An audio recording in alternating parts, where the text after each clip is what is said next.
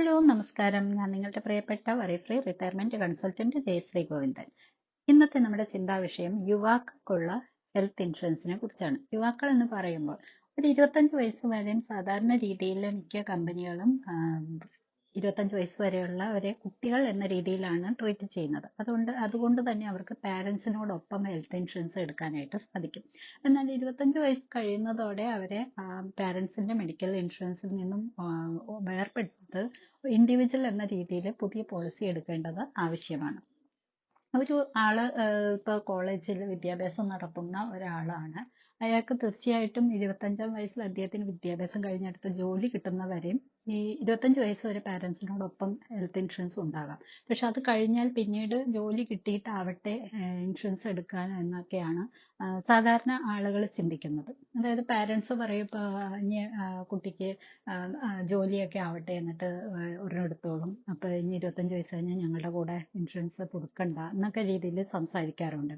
പക്ഷെ അങ്ങനെ ചെയ്യുന്നത് ഭയങ്കര മണ്ടത്തരം. കാരണം ഇത്രയും നാളും ആ കുട്ടിക്ക് ഒരു ഹെൽത്ത് ഇൻഷുറൻസ് ഉണ്ടായിരുന്നെങ്കിൽ ഇതുവരെയുള്ള എക്സ്ക്ലൂഷൻസ് കാര്യങ്ങളെല്ലാം ഒഴിവായി. ഇപ്പോൾ അത് കവറേജ് ചെയ്തു വരുന്ന ആ ടൈമിൽ അത് വേണ്ടെന്ന് വെക്കുന്നത് വലിയ ഒരു മണ്ടത്തരമായിരിക്കും.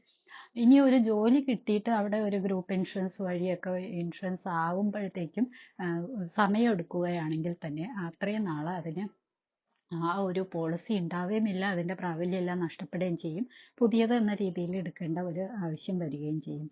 അപ്പോൾ തീർച്ചയായിട്ടും പാരൻസിനോടൊപ്പമുള്ള പോളിസികൾ 25 വയസ്സിൽ നിന്ന് പോയാൽ പോലും നിൽക്കുകയല്ല, 25 വയസ്സാവുമ്പോൾ പാരൻസിനോടൊപ്പം എടുക്കാൻ സാധിച്ചില്ലെങ്കിലും അതിനെ ഇൻഡിവിജ്വൽ ആക്കി തന്നെ നിലനിർത്താനായിട്ട് ശ്രദ്ധിക്കേണ്ടത് അത്യാവശ്യമാണ്.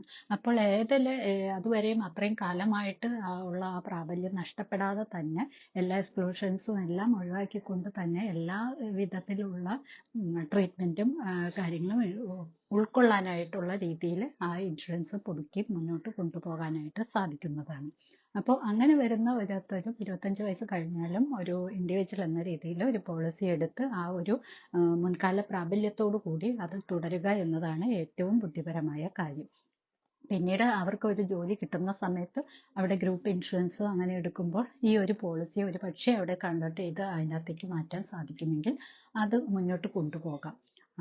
അതുപോലെ തന്നെയാണ് ചില കമ്പനികൾ സ്റ്റുഡൻസ് ഇൻഷുറൻസ് കൊടുക്കാറുണ്ട്, സ്റ്റുഡൻസ് ഹെൽത്ത് ഇൻഷുറൻസ് കൊടുക്കാറുണ്ട്. ഇപ്പോൾ സ്കൂൾ കുട്ടികൾക്കും കോളേജ് വിദ്യാഭ്യാസം നടത്തുന്നവർക്കും ഒക്കെ സ്റ്റുഡൻസ് എന്ന രീതിയിൽ ഇൻഷുറൻസ് എടുക്കാനായിട്ട് സാധിക്കുന്നതാണ്. കാരണം സ്റ്റുഡൻസിനുണ്ടാവുന്ന പല റിസ്ക് കവറേജുകളുണ്ട്. അതായത് അവർ ചിലപ്പോൾ ഓടും ചാടും അങ്ങനെയുള്ള സ്പോർട്സിലും മറ്റുള്ളത് അതിൽ യാത്ര ചെയ്യുന്നത്, അപ്പോൾ ആക്സിഡൻറ്റോ അങ്ങനെയൊക്കെ വരാനുള്ള ചാൻസ് ഉണ്ട്.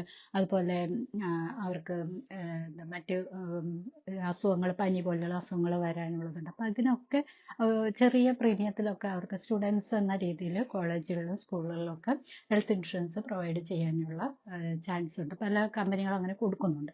അപ്പം ആ രീതിയിൽ വേണമെങ്കിൽ പാരൻസിനോടൊപ്പം അല്ലെങ്കിലും ആ രീതിയിൽ വേണമെങ്കിൽ ഇൻഷുറൻസ് എടുക്കാവുന്നതാണ്. അപ്പോൾ ഒരു 25 വയസ്സ് വരെ ആ കവറേജ് കിട്ടും. പിന്നെ അപ്പോഴത്തേക്കും ജോലി ആയി കഴിഞ്ഞാൽ തീർച്ചയായിട്ടും ഗ്രൂപ്പ് ഇൻഷുറൻസ് വഴി ആ ജോലി ചെയ്യുന്ന സ്ഥാപനത്തിലെ ഇൻഷുറൻസ് ഗ്രൂപ്പിലേക്ക് ഉൾപ്പെടാനും സാധിക്കുന്നതാണ്.